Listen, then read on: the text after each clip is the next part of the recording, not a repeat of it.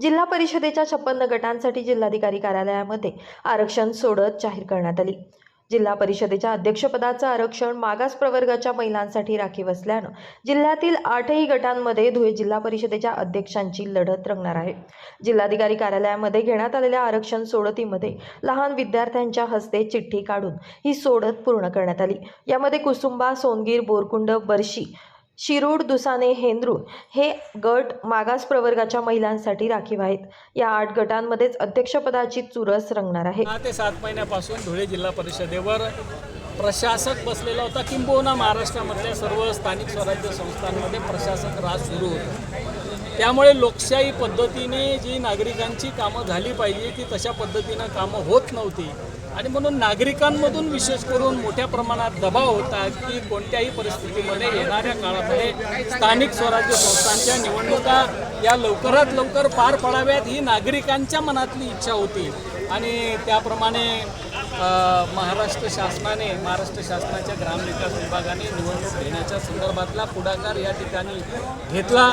जिल्हा परिषदेच्या निवडणुका जाहीर झाल्या, मतदान यादीचं प्रारूप या ठिकाणी जाहीर करण्यात आलं आणि आज आरक्षणाची तारीख होती। 13 तारखेला महाराष्ट्रभर जिल्हा परिषद आणि पंचायत समितीच्या सभापती आणि अध्यक्षपदाचं आरक्षण हे घोषित झालेलं आहे, पण त्या गटामध्ये आणि गणामधलं आरक्षण घोषित करण्याच्या संदर्भामध्ये आज या ठिकाणी जिल्हाधिकारी कार्यालयामध्ये ड्रॉ काढण्यात आला।